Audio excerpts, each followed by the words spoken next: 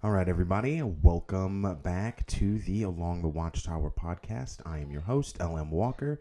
Today is Wednesday, February 3rd. Yeah, February 3rd, 2021. I don't care about the date. I care about important dates, but I digress.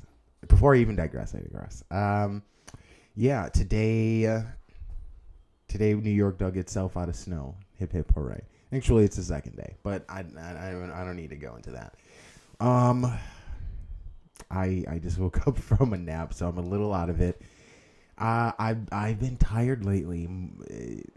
You're waking up at 4 a.m. for the pre-markets to make sure that everything goes according to plan. You're scanning all day. You're doing your work. I'm multitasking. I'm at work and I'm scanning and watching. Multiple strangers now have come in to my job to talk to me. Not to talk to me. They've come in to, conduct whatever business they're going to conduct. And, we end up talking about AMC, GameStop, the status quo, the veil being lifted, as it were. And, hold on, I gotta shut the window. One second.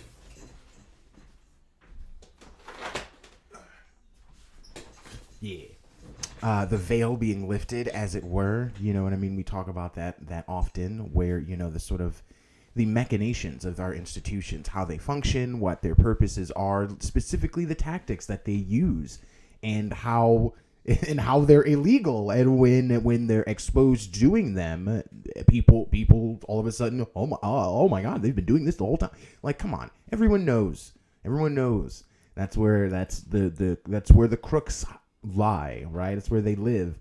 It's like trolls under the bridge, right? So the crooks and the sharks and the liars and the robber barons and the snake oil salesmen, they're able to ascend the ladders to become captains of industry on Wall Street, right? That's where the narcissists and the bullies and the abusers and the psychic vampires go, right? Executives, CEOs, Wall Street hedge fund managers. So, I mean, we're well aware of this. It is both. It's heartwarming, but disconcerting because all the wrong people are paying attention, like Elizabeth Warren, who, so Janet Yellen is our current and new Treasury Secretary.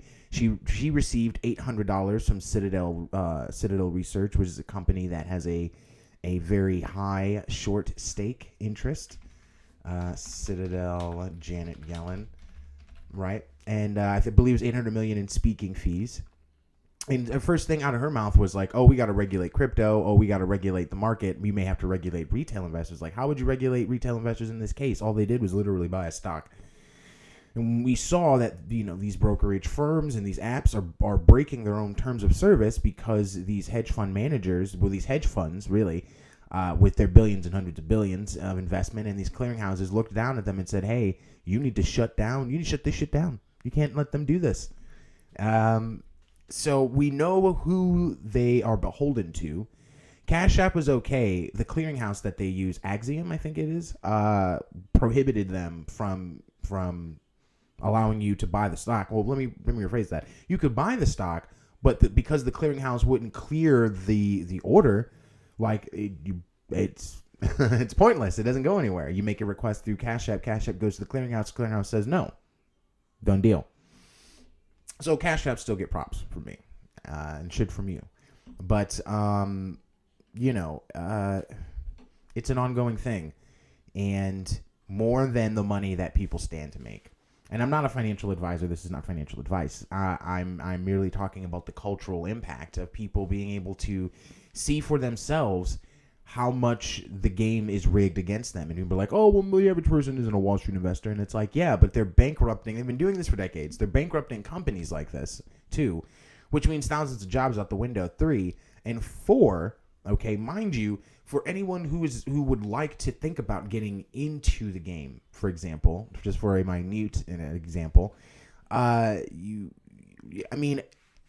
something that is supposed to be readily accessible and has rooted within it such a high concentration, a high density of wealth and capital in this country, rooted in and goes through Wall Street, to make it inaccessible to people to the average person, right? To the 90%, 99% one. And then when they do have access to it, Robinhood, oh, we're making, we're for the average investor, we're for the, when you do make it accessible, you rig the game against them.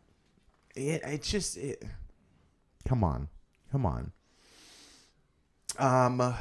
But yeah, there is a deepening,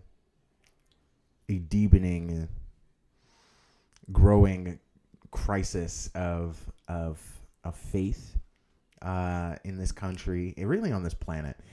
I think the idea, the concept that politicians are all liars and you can't trust politicians, one needs to extend further. Okay, governments for the most part have really never historically been working for the populace that they govern. That isn't to say, however, that the idea of governance is bad, nor that there has never been an administration or a government in history that's actually functioned primarily for its populace. That's not true. You can look at like Norwegian, Swedish, Swiss governments. I mean, there are European governments that are out there that have done so. There have been previous administrations of the American government that has done so. There was at one point a time, I believe, or was it Andrew Jackson? I believe there was a time when this country had no debt, nor no taxes. So, there was a time.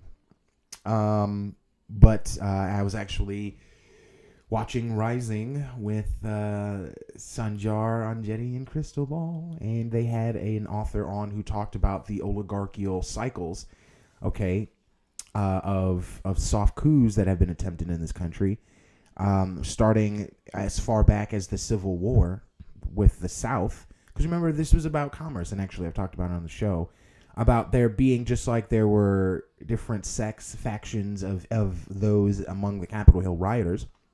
And I'm not comparing Capitol Hill rioters to Confederates. However, just like there were different demographics, there are different demographics of Southerners who fought the Civil War. There were those who were literally fighting they were literally fighting because they had to. They were conscripted. There were those who were hopefully trying to stave off the war coming to their piece of property, their land. There were also those who literally wanted to have like the institution of slavery remain. Now, among those people, you had those who from a eugenics perspective thought that black people were inferior, and this was a white supremacist movement among that faction. But there were also those who just wanted money, and in order to accrue the amount of wealth that they had and sustain that, they needed the technology that did not exist yet. Okay, and the only way to do that was through fucking people. And so they didn't give a shit one way. And I guess inevitably it still kind of dovetails into the thinking lesser than of us because we were just a means to an end. But they couldn't give one fuck all or another. You could be Chinese, you could be Irish. They basically, they were I don't want to say like Egyptian or Roman about their slavery. Conquering armies didn't concern themselves, generally speaking, with what ethnicity or nationality you were. You were conquered. Okay, you were first prisoners of war, and then you were conscribed into their reconstruction effort. This happened with every civilization throughout human history, from the Romans to Genghis Khan to Alexander the Great. Like, this is how it went down. So you had those among that faction, that ideology. But anyway, and so he was talking about the oligarchs basically wanting to remain in power no matter how or what. And this is sort of the effort that was undertaken to eventually assassinate Lincoln once they had lost the war, or were opposed to lose the war. The war wasn't, I believe, wasn't over when Lincoln was assassinated. But where was I? Oh, yes. And then forward to the Industrial Revolution in World War I. And then World War II, we have General Smedley Butler, who went on television and talked about how, and this is where you had, long soon afterward, you had, what was his name? Eisenhower talk about the military-industrial complex. But General Smedley Butler talked about, and I know, what kind of fucking name is Smedley Butler? Whatever, your military general is probably badass. Who's badass enough to be approached by these oligarchs, these captains of industries, these sharks, these guys who rape and pillage governments and countries around the world, genocidal maniacs, went to him and said, yeah, we'd like to install you in power. Yes, there have been previous coup attempts in this country before, believe it or not. And he said, well, I think he said yes.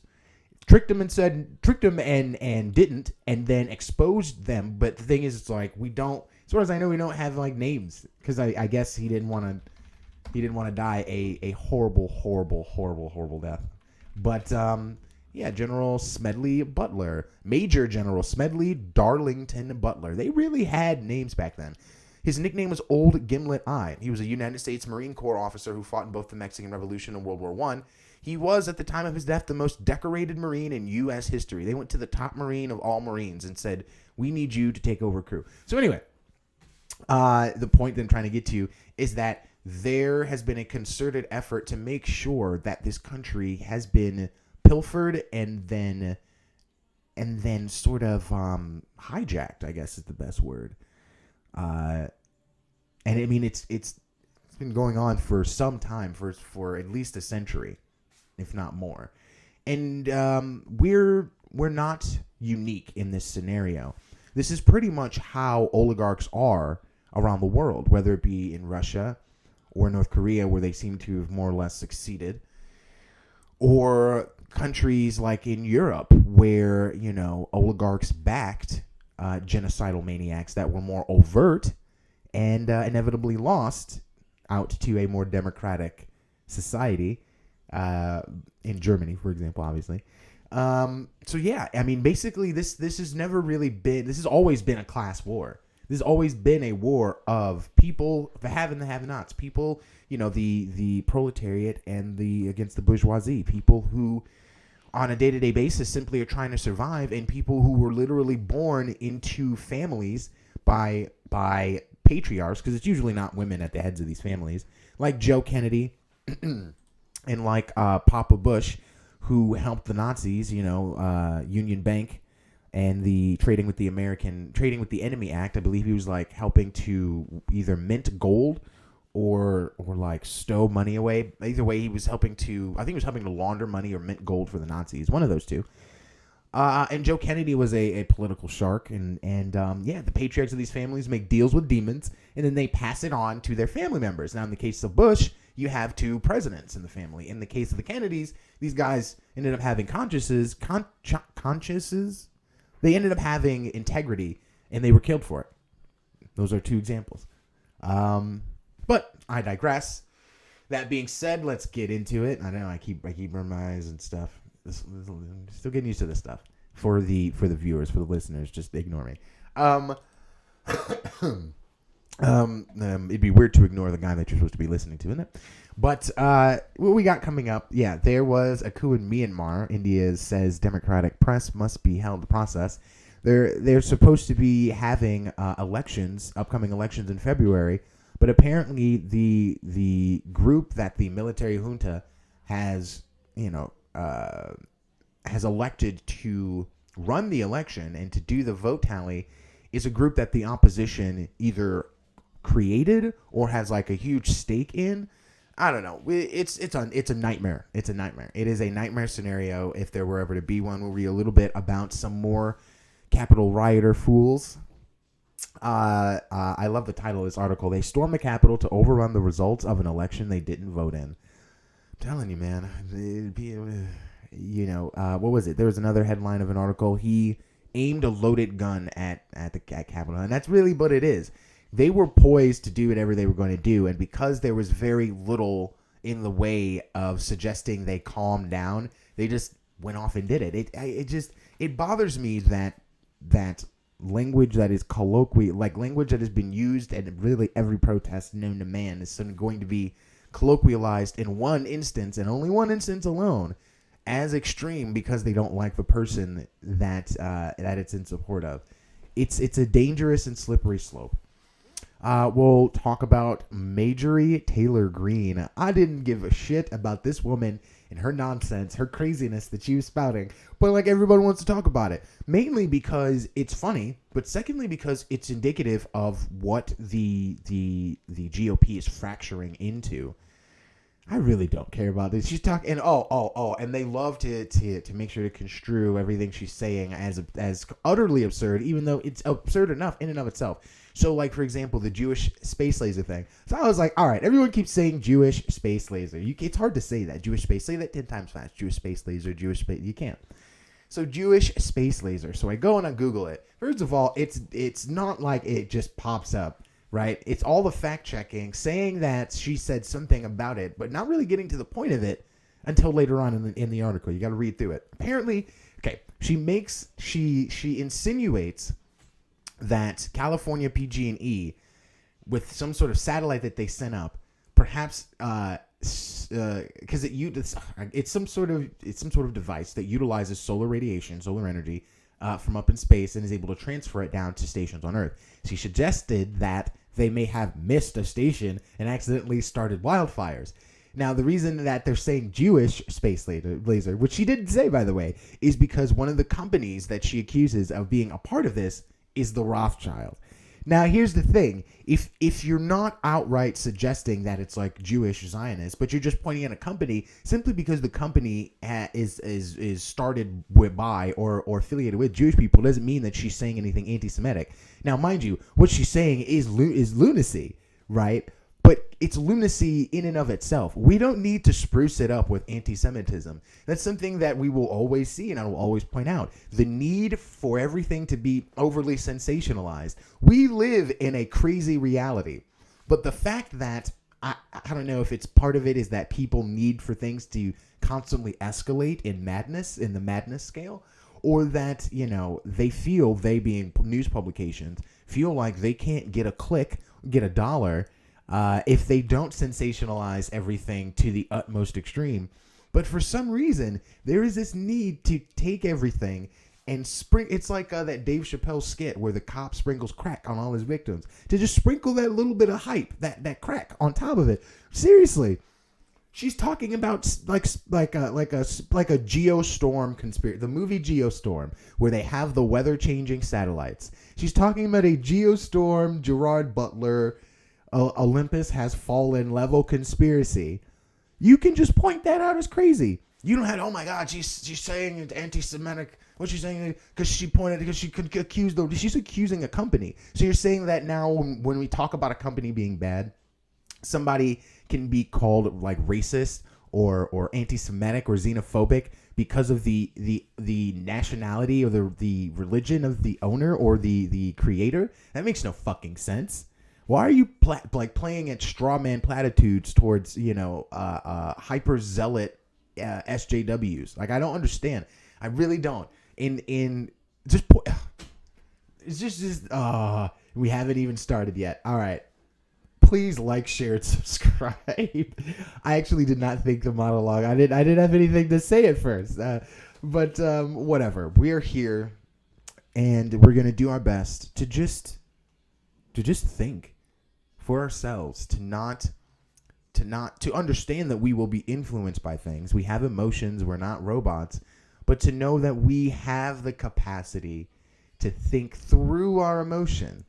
Two things can be true at once. You can feel some type of way about something, but understand better than what you're feeling. Your feelings are passive. They are generally, I don't want to say a knee-jerk reaction. Here we go. I'm going down into a tangent. All right, let me stop. Fact of the matter remains, it's good to be able to discern through your emotions, right? To not let your emotions command you, but to command your emotions. That being said, please like, share, and subscribe if you like what I'm doing. I'm trying to get better at this all the time, and hopefully I am. So, with that said, let us get into it. It's a 20-minute monologue. You could just point out the craziness. There's madness abound. You don't need to make stuff up. You don't need the hyperbole, but whatever. We are going to open up with some Capitol riot madness. They stormed the Capitol to overturn the results of an election they didn't even vote in. I just loved the title of that. The hilarity of that statement cannot be overstated. This is from CNN. They were there to stop the steal. and to keep the president they revered in office. Yet records show that some of the rioters who stormed the U.S. Capitol did not even vote in the very election they were protesting. One was Donovan Crowell, an ex-Marine who, you're always a Marine, an ex-Marine who charged toward a Capitol entrance in paramilitary garb on January 6th as the pro-Trump crowd cheered, "Who's our president?" Federal authorities later identified Crowell, 50, as a member of a self-styled militia organization in his home state of Ohio and affiliated with the extremist group the Oath Keepers. Lord. His mother told the CNN that he previously told her they were going to overtake the government if they tried to take Trump's presidency from him. She said he had become increasingly angry during the Obama administration and that she was aware of his support for former President Donald Trump. I mean, becoming angry with any administration is warranted, especially when they do nothing. Despite these apparent pro-Trump views, a county election official in Ohio told CNN that he registered in 2013, but never voted nor responded to any of our confirmation notices to keep him registered. So he was removed from the voter rolls at the end of 2020, and the state said he was not registered in Ohio. A county clerk in Illinois, where Crowell was once registered, also confirmed he was not an active voter anywhere in the state. Crowell was indicted by a federal grand jury on charges of destruction of government property and conspiracy for allegedly coordinating with others to plan their attack. He remains in custody after a judge said the suggestion to release him to a residence with 9 firearms is a non-starter.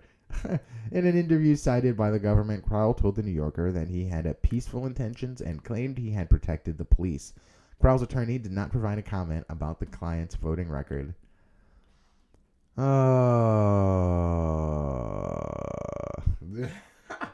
Yeah. And you just looking at him, it's like, oh boy. All right. Well, it is what it is. This guy, this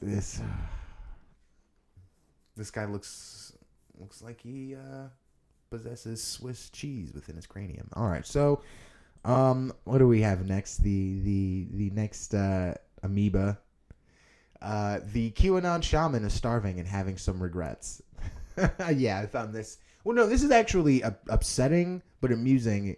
It's okay. It's amusing in an upsetting way because I personally believe that they're simply mocking this gentleman. This is basically an article about how this guy's starving because he got arrested for storming the Capitol, and he's the guy with for the listeners, he's the guy with the horns, the QAnon shaman. It's the guy that you saw in the moose horns and the head garb. He says his shaman faith bars him from eating non-organic food provided to him.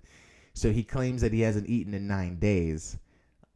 During an unintentional fast that his lawyer says caused him to lose 20 pounds, the 33-year-old has been pondering his role in the January 6th insurrection and has some regrets. He has come to grasp the fact that the former president didn't really love him and that all the bullshit about Trump's army and all the social media-driven conspiracy theories led to a lot of the vulnerability. Jacob Chansley's defense attorney, Albert Watkins, told the Daily Beast. Has my client gone through a wholesale repudiation on his previous beliefs? No. It's part of an ongoing process, but he has recognized his role and my client has bellied up and realized he needs to do right by his country. As part of this process, he is compelled to address a lot of things he's believed in the past from what I would call a propaganda machine. Oh my god. Oh my god. His shamanism means food with unnatural chemicals would act as an object intrusion onto his body and cause serious illness.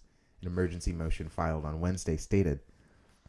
They denied it. The D.C. Department of Corrections denied his request, not because they doubted the sincerity of his shamanism, but because they found no evidence that an exclusively organic diet is a tenet of that religion.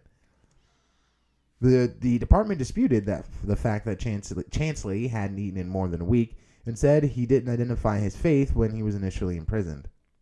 Watkins said it was a choice between starvation, death, and consuming something contrary to his long-held faith, even offering to bring in a reliable shamanism advisor to prove to the judge that the diet was spiritually necessary.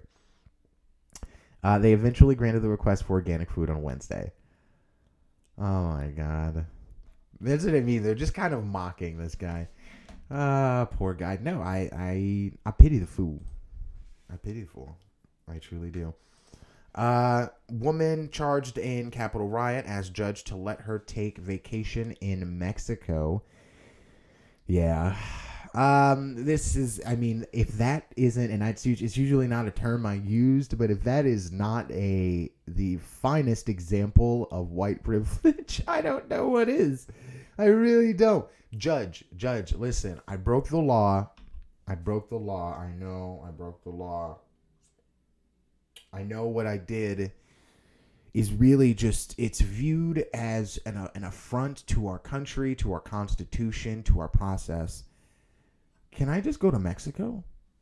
Really?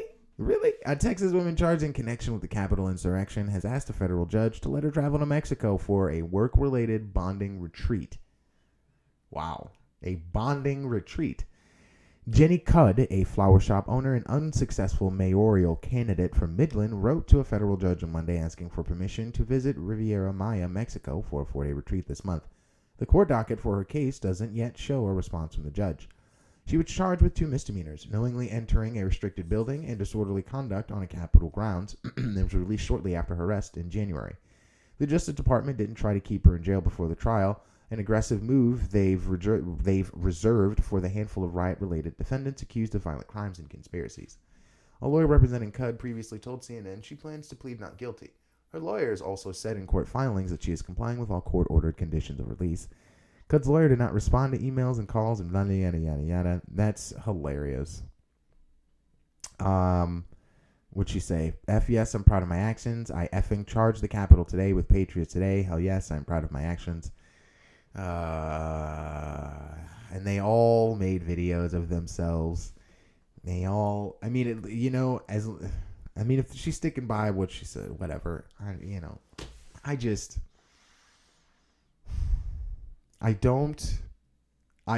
is, okay. Here's the thing. Conviction is fine. Conviction is great. Conviction is necessary for change. But conviction without forethought is more than just blind enthusiasm. It's zealotry. No matter what that cause is, good or bad, happy or sad. In zealotry, burning the city down only leads to everyone being the denizens of ashes. But My Pillow Twitter account permanently suspended following Trump ally CEO Mike Lindell's ban from platform. I don't know. I mean, I understand the censorship battle, but if you've been banned temporarily, you have to wait the ban out. Trying to circumvent the ban doesn't work. This is I don't, because right, all you're gonna hear now is you were like, oh, see, now they've banned him permanently, and it's like, okay, so if he was erroneously banned in the first place, you legitimately wait out the ban, because doing anything else delegitimizes your argument. This happens every time. Have these people never fought an actual day in court? Have they never been in trouble for something and had to watch their ass for 6 months, for example?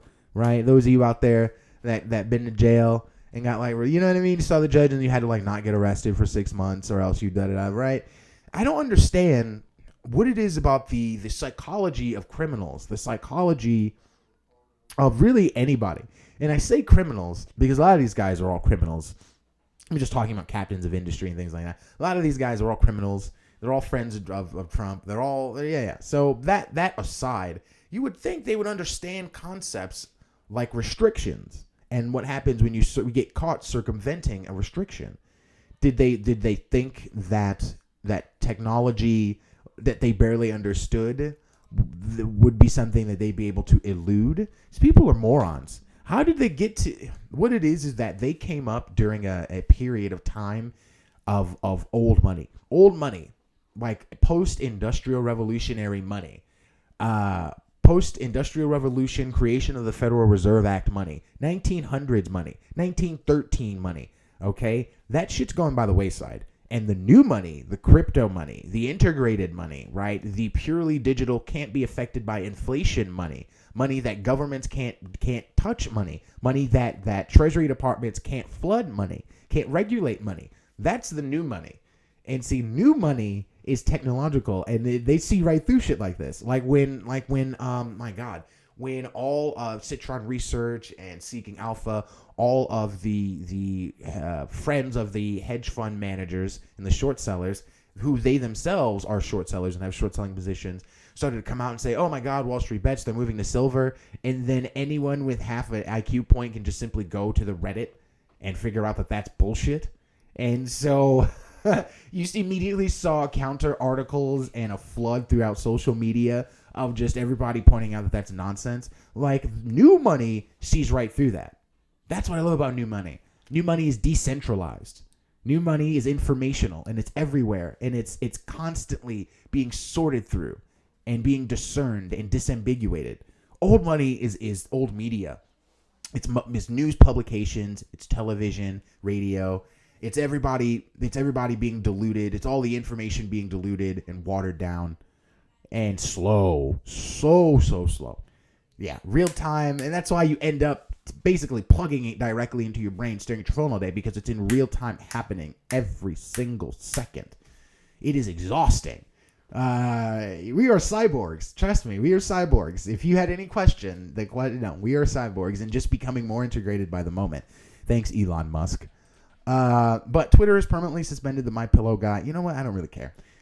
He tried to circumvent the account and of the band, and oh my God, they're out to destroy me. Yada yada yada. That's what you get. I honestly, because you guys know how I feel about the censorship. The reality of the matter is that as long as you are not inciting violence or perpetuating hate, then you're violating your own terms of service, and you're not moderating in good faith, which is the whole idea of 230 for the Communications Decency Act, right? Grumble. Capitol Police Officer Brian Sicknick lies in honor at the Capitol. Biden pays respects. Yeah, I mean, I wonder if they're going to, and I'm not going to read the article, and I do, rest in peace for sure. My only interest in this really is just, I wonder if they're going to do the same for the gentleman whose suicide they keep attributing to the riots, yet it really has nothing to do with the riots whatsoever. We shall see. Unfortunately, listeners will not be able to see this, but it's just Biden, raising his hand, doing the cross, because this is the officer that was clocked over the head with the fire hydrant, I believe, the fire extinguisher. This is not the gentleman that killed himself, but they keep attributing his death to the riots. But all right, House to vote Thursday to drop Greene from all committees. All right, so we've shifted. Oh my God, this woman is doing a dab. We've shifted now to the Hill and to Majorie Taylor Greene. Whatever. House Democrat leaders are gearing up to vote Thursday to strip a woman. And anyway, it's not like she was really, apparent from what I can tell, she didn't really do anything anyway. She's very much unknown. I believe she was just recently acquired this seat. But House Democratic leaders are gearing up to strip her of her committee spots unless Republican leaders do it first. House Majority Leader Hoyner spoke with his counterpart, Kevin McCarthy of California, about Greene's fate Wednesday morning, with Hoyer suggesting afterwards that the GOP leader is not ready to remove the controversial conservative firebrand from a pair of top committees. I spoke to Leader McCarthy this morning. It is clear there's no alternative to holding a floor vote on the resolution to remove Rep. Greene from her committee assignments, Hoyner said in a statement. The Rules Committee will meet this afternoon, and the House will vote on the resolution tomorrow. The proposal, sponsored by Debbie Wasserman Schultz, am I missing something? I must have totally missed something. How did she go? Oh, I did not know that she ran and she won in Florida. Of course she won. She was head of the DNC, not head of the DNC. She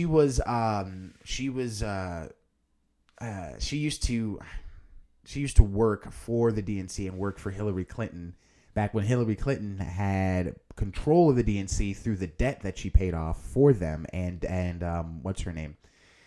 Donna Brazile was head of the DNC at the time, and they cheated Bernie Sanders and yada yada yada and yada yada yada. And then you have what's her name? She was the chief of staff for Hillary Clinton, and then you had her brothers who ended up helping to scrub the server. The whole thing. The whole thing. They just brought up that whole thing. Just like, oh my god, I forgot that she was even still like, I don't want to wish ill upon anybody. I was gonna say I forgot she was still alive, but no, she's doing well for herself. Apparently, she's representing Florida, which we know is a high Jewish concentration, so that makes sense. But the proposal sponsored. It also makes sense she was the one that would sponsor it, since this woman is being considered anti-Semitic. That would remove Greene from 2 Plum Committee assignments, budget and education and labor, for the remainder of this Congress. McCarthy, the House Republican leader, had huddled with Greene in his office in the Capitol Tuesday evening. Afterwards, McCarthy hosted a second meeting with the GOP Steering and Policy Committee to discuss her fate. No decisions were made, but leaders are expected to meet again Wednesday, and the full Republican conference also has a planned gathering at 4 where the topic is sure to be of major focus.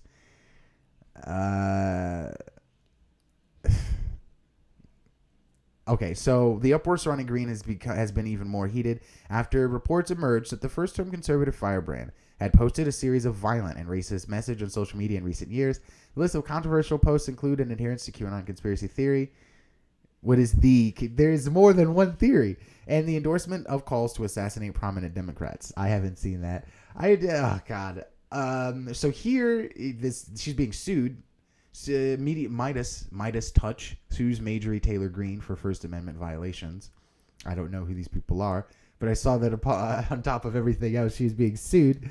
So today, they filed a lawsuit, this is their website, against Majorie Taylor Greene for violating the First Amendment rights of our company by blocking our social media Twitter account to prevent us from criticizing her. I don't get it. I don't understand. The website's all big. I don't know. Let's see. Midas Touch sues. Oh, TMZ. This is going to be juicy. So, let's see. She's being sued for blocking someone on Twitter. I was like, wait a minute. She blocked someone on her Twitter? You can't. I don't think you can. I don't think that that's possible. But then again, she's a public figure, and there's a thing. I know that there's something in particular about like the Twitters of public figures, not of public figures, but of those who hold office. Unbelievable.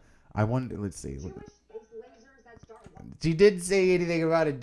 She said space lasers start wildfires. That she did say, but she did say anything about the space lasers being Jewish.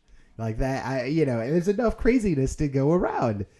That's just real talk. Matter of fact, let's do it. Ready? Jewish space laser. It's too much. It's too much. Too much. I'm literally not going to waste more than 5 seconds on this. If this does not hurry up. Or you know what? Maybe no. Of course, they're not going to actually have the tweet. Excuse me. Of course, they're not going to have the tweet. I read it earlier. Hold on. Here we go. Ready? Jewish space lasers. Here we go. Does anyone actually have the tweet? I feel like I should just. Okay. Here we go. Here we go. All right. Well, hold on. Sorry, listeners. Okay, so it's a long thing, and I read it, and I don't want to read the whole thing, but she accuses that wouldn't look good for PG&E, Rothschild Inc., Solarin, or Jerry Brown. Now, we don't know because it's a long thing. For listeners, you can't see it, but it's a lengthy paragraph, and it's like, and she's just kind of roundabout about it. She's like, oh, it would be very bad for their stock price if PG&E got caught using laser beams, oddly, there are all these people who have said they saw blue like laser beams or light causing the fires, and they have pictures and videos. I don't know about that, but I do find it really curious. She's kind of, you know what I mean, passive aggressive about it. But she not at any point does she accuse any Jews, or is like, oh, it's the Jews that are doing it, it's the Zionists.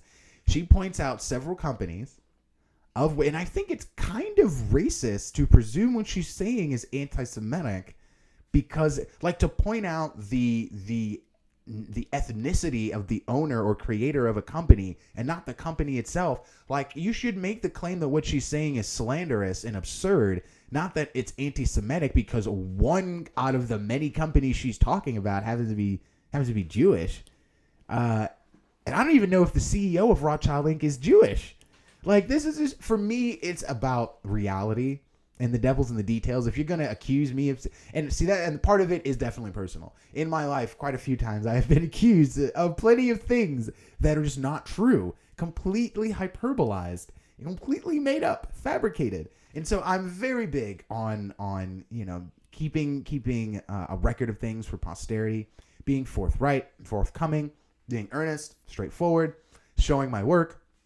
So I actually read this whole piece of trash. This garbage that she put out, and not at any time does she say anything anti-Semitic. Talks about space solar generators and laser beams and the long historical financial contributions that PG&E has made to Jerry Brown and blah blah blah blah blah blah blah blah blah. I find it interesting that Roger Kimmel's on the board of directors for PG&E. He's also vice chairman of Rothschild Inc. There's nothing about Jews in there. Talks about the southern border walls. Nothing about Jews in there. I'm scanning it again right now. Nothing about Jews in there. Nothing. What is it? The idea of clean energy to replace coal and oil if they are beaming energy back to Earth. I'm sure they wouldn't ever miss a transmitter receiving station, right? I mean, mistakes are never made when anything new is invented. What would that look like anyway? A laser beam or light beam coming down to Earth, I guess. Could that cause a fire? I don't know. I hope not. None of this is fucking anti-Semitic. Okay, it is very creative. She should write a book. She should write a book. She's got a big smile. She's got crazy person eyes. She should write a book. But like, be real about yours. Okay, and she didn't say anything. And this is just what it is. It's trying to affiliate because she's getting big support from the orange man. And so, he's not president anymore, so I'm just going to distribute whatever. So she's getting big support from that guy. And, this is to affiliate her with the extreme. Not that what she's saying isn't extreme. It is definitely not the rhetoric that you want to hear from a congressperson, just like Trump wasn't the rhetoric that you want to hear from your president. There's certain candor that you want and professionalism that you want from the people that are supposed to be representing an entire state, an entire, populace here. And this ain't it. This is not it. This is not the move. Maybe she took a lot of acid. I don't know. I'm tired. I'm making just lame jokes. Because my whole thing is just, there's a lot of time sifting through bullshit, period. Just trying to find the truth in a matter. But anyway, if you remember the other day, Putin said, I was just looking, why did the military stage a coup in Myanmar? It's like, I have a few guesses, and I'm sure some of them are Chinese. Putin said at the World Economic Forum, or was it the Davos meeting? No. Xi Jinping was just at the Davos meeting. Anyway, Putin was just like, hey man, the world's going towards the apocalypse, and like, we're pushing towards World War III. And then they order the incarceration of their political enemies. And it's like, yeah, I mean, I feel like an undemocratically run country is definitely a step towards an apocalyptic conclusion globally. But a Moscow court on Tuesday ordered Russian opposition leader Alexei Navalny to prison for more than 2.5 years, finding that he violated the terms of his probation while recuperating in Germany from nerve agent poisoning. The ruling ignited protests in Moscow and St. Petersburg. Navalny, who is the most prominent critic of Vladimir Putin, had denounced the proceedings as a vain attempt by the Kremlin to scare millions of Russians into submission. After the verdict that was announced about 8 p.m., protesters converged on areas of central Moscow and gathered on St. Petersburg Main Avenue, Nevsky Prospect. Helmeted rioted police grabbed demonstrators without obvious provocation and put them in police vehicles. The Medusa website showed video of police roughly pulling a passenger and driver out of a taxi. The ruling came despite massive protests across Russia over the past 2 weekends and Western calls to free the 44-year-old anti-corruption campaigner. We reiterate our call for the Russian government to immediately and unconditionally release Mr. Navalny, as well as the hundreds of other Russian citizens wrongfully detained in recent weeks for exercising their rights, including the rights to freedom of expression and of peaceful assembly. Secretary of State Antony Blinken said after the ruling, the protests lasted until about 1 a.m. About 650 people were arrested, according to OVD Info, a group that monitors political arrests. The prison sentence stems from a 2014 embezzlement conviction that Navalny has rejected as fabricated and politically motivated. Navalny was arrested on January 17th upon returning from his 5-month convalescence in Germany from the attack, which he has blamed on the Kremlin. Russian authorities deny any involvement. Despite tests by several European labs, Russian authorities said they have no proof he was poisoned. As the order was read, Navalny smiled and pointed to his wife Yulia in the courtroom and traced the outline of a heart on the glass cage where he was being held. Everything will be fine, he told her as guards led him away. That's sad. He's probably going to get murdered in jail. Earlier in the problem is that at this point, it's very evident what's happening. So him being murdered would make him a martyr. Might be severely attacked. Earlier in the proceedings, Navalny attributed his arrest to Putin's fear and hatred, saying the Russian leader will go down in history as a poisoner. I have deeply offended him by simply surviving the assassination attempt that he ordered. The aim of the hearing is to scare a great number of people. You can't jail the entire country. Vladimir Putin has been disappearing journalists and poisoning people for a long time now. So that's no surprise. Coming up on the end of the show here, we're going to get back into the domestic stuff. We had some COVID stuff. Probably not going to hit it. Let's see. This is the lightning round. Biden won't stop them, and neither will cops until Portland is burned down. This actually was an opinion piece from January 21st. This was back when they were doing this. I believe since then there has been a crackdown, and Andy No's come out with his book. But January 6th rally that fed the deadly Capitol siege was reportedly a Trump White House production. I'm thinking about other previous administrations that may or may not have held rallies. I mean, you have administrations that hold rallies for their election campaigns while they're still in office. Like, again, I'm not the type of person that's like, oh my God, the Trump administration held a rally and then the rally got out of hand. It's like, yeah, they've been getting out of hand for the past 4 years. They've been getting out of hand really for the past decade. People have been burning shit down and taking cities over for who knows how long now. So, like, I'm not the type of person to just look at one side of things and just go, oh, well, see, it's them, it's that, they're the crazy ones, and that's it. So let's see what the framework here for this is. In the wake of the deadly January 6th assault on the Capitol Hill by supporters of Donald Trump, a picture has emerged of entropic forces coming together on Trump's behalf in an ad hoc yet calamitous crash of rage and denial. Ad hoc is the key word here because ad hoc indicates it wasn't a conspiracy. In a detailed look at the 77 democracy-bending days between the election and the inauguration. They're going to make me register. It's an opinion piece. I'm not doing that. It's a New York Times report. So we'll probably try that tomorrow.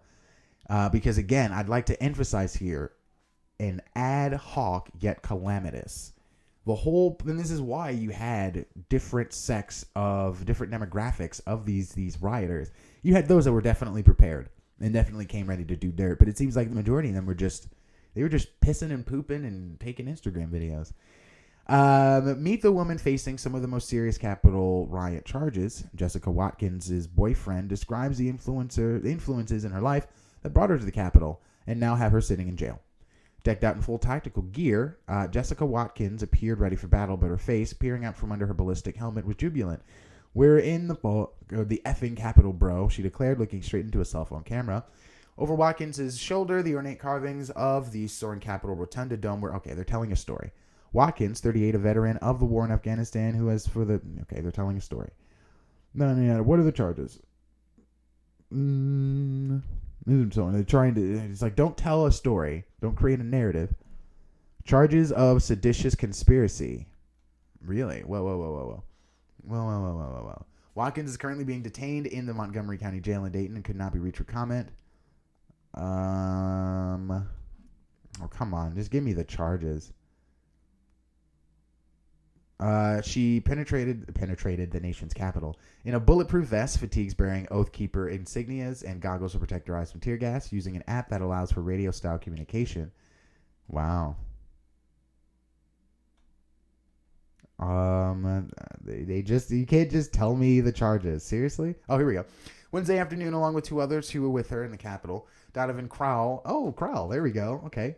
And Thomas Caldwell, they were indicted by a federal grand jury on 4 charges, including trespassing, obstruction of an official proceeding, and most seriously, conspiracy to stop, delay, and hinder Congress's certification of the electoral. Oh, that's super serious. That's super serious. Okay. Wow. Even though they had no chance in hell of actually doing that. Wow. Good luck. You're going to make an example out of you. God. I would not vote for Representative Majorie Taylor Greene. My itinerary got out of order because I was supposed to be done with this. I don't care about this because it's just going to be more fluff. Here we go. Majorie Taylor Greene uses offensive slur in rant referencing Down's syndrome. Here we go. Okay, so now we got exactly. I want to know what it is. Okay, so GOP Congresswoman Majorie Taylor Greene once compared members of Congress to people who suffered with Down syndrome, who she said were. Okay, is this the clip? What did she say that they were? R something. Oh my god. Retards? Did she call them? No, I don't know. I don't understand. The offensive remarks were made by her, a prominent QAnon supporter, blah, blah, blah. Here's a video. She then says, I'm not trying to talk down to people with Down syndrome, but that's what they are. What is it? I want to know what she said. Okay. I guess they're not going to. I mean, they can go on to CNN and say the N-word all the live long day. Oh, she did say retards. Okay, they just misspelled retards. R-E-T. Oh, okay. Yeah, whatever. Fine. Okay, so she called them retards. That's, again, not... She... Yeah, they're going to play this game. Because it's like, how often a day do people call other people or think other people and say, this fucking dude is retarded, right? The reality is they're not in office. They're not on camera. They're not on Twitter. Well, they may be on Twitter saying these things. But this is not what a representative of Congress, this is not the candor that a representative of Congress should have, right? And this is a saying, this is the infection spreading. And now this woman is Trump's best buddy, right? Trump, well, let me reverse that, because Trump really is the one that holds the cards in that scenario. But this woman has a lot of support from Trump, and she recently went to go meet with him, and she has very similar candor, right? Doesn't have the not sensitivity, but doesn't have the sensibility as a public figure to not go on camera and call people retards, especially not your fellow Congress people. And then to have the gall to say, well, I'm not trying to offend people with Down syndrome. Like, not everyone that's mentally retarded has Down syndrome. That's retarded. All right, we're done.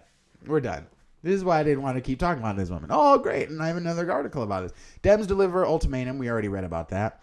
UP House member who voted to impeach Trump says his family. Okay, here we go. Here's something. I'm not having it today. I'm not in the mood for it today. GOP House member who voted to impeach Trump says his family sent around a signed petition disowning him for crossing the former president. We are now seeing, well, not now. We're seeing the codifying of the zealotry that the last 4 years has wrought, and now we're seeing the next stage of that, the evolution. I spoke about the Civil War earlier and oligarchs trying to maintain power for a multitude of reasons, all of which were misanthropic and inhumane not for the most part. I mean, using people, thinking that the money that a person can generate is more important than the person themselves is inhumane. Like, despite the reasons, oh, well, they're less than people anyway. Okay, that's inhumane. Oh, well, we don't have the technology to do it, so it's got to be people power. Okay, then pay them fair wages. Oh, well, they don't know anything about that. Okay, well, that's inhumane. Anyway, the point I'm trying to get to is that during the Civil War, brother against brother, that's a common phrase that's used when talking about, when the Civil War started, brother turned against brother, family against family. And you're seeing that now. You're seeing that. And the flashpoint for that, the beginning of that, because you're going to see that unfold more and more, is the riots, right? We've seen multiple instances of family members turning in their kin because they were rioters. They were part of and sometimes in some cases they're not necessarily rioters. They were simply at the rally. Then you have cases of rioters threatening their family members, like the crazy guy who, although admittedly this is from a woman he's getting a divorce from, they're in the middle of a divorce, but the guy who threatened his kids and his wife, if they told on him. So this is hilarious and sad, and you will only see more of it going forward. Best believe. Let's see here. Text messages show top Trump campaign fundraisers key role in planning the rally that preceded the siege. That's what I mean. So that is the previous article's claim, right? And it's like, so they held a rally. Yes, the rally did get out of hand. Obviously, it turned into a fucking riot. But you are, if you're going to sit there and here's the thing. Yes, they should be held accountable because they're the ones that organized. Well, allegedly, we haven't read the article. We'll probably get into that tomorrow. But hypothetically speaking, let's say they're the ones that organized the rally. Yes, the rally got out of hand. So yes, they should be held accountable because they organized the rally that got out of hand. Not for anything other than that. And what they will try to do is skew the whole matter to suggest really that anyone that has any sort of alternative beliefs should not have a voice at all. And this ranges on the spectrum.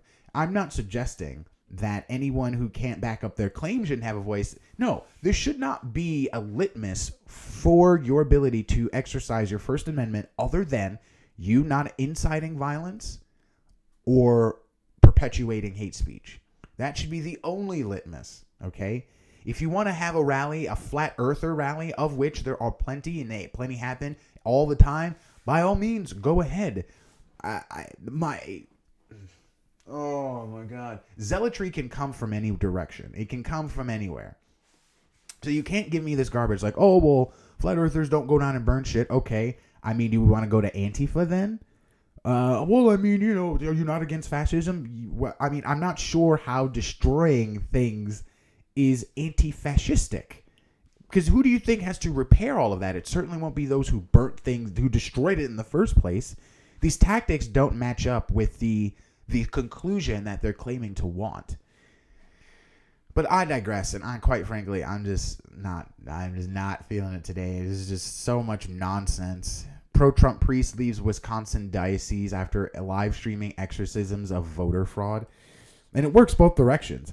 I'm not suggesting that there isn't madness out there, and it's sad that it's now infected our political spectrum. But the only reason it was allowed to do so is because business as usual, politics as usual, is what we're seeing today with President Biden and the Democratic Party, minus the progressive elements of it, trying to talk down the stimulus, trying to load this thing up with all sorts of inept policies that will extend the talks out into March, will not, oh my God, and I mean, they're removing things like funding assistance for vaccine deployment, for school reopenings, all sorts of crap. It's a nightmare, and one that we will cover because that was on the itinerary too. It was like 10 things so far. Yeah, here we go. 3 months of UI knocked down by 100 per week. So they will change it to 3 months of unemployment insurance and knock it down from an extra 300 to an extra 200. They're taking off $350 billion for states and cities. They're taking off monthly child benefits. They're taking off the 15 an hour minimum wage. They're taking off checks from $1,400. They're supposed to be $2,000 to $1,000, and taking off, like I said, school funding, parts of the school funding. This is the plan that Republicans, in turn, proposed to Democrats. Okay, because Biden is entertaining the notion of bipartisan curiosity. So thankfully enough, Biden, allegedly, we'll read, didn't buy the GOP's COVID pitch, at least for the stimulus. And so allegedly, Senate Democrats have begun the budget reconciliation process for COVID relief. So we will see going forward. I'll probably read that tomorrow, what's going on. We have run out of time, but it's been fun. Please like, share, and subscribe if you dig what I'm doing. And just be well to yourself and to each other. Take care.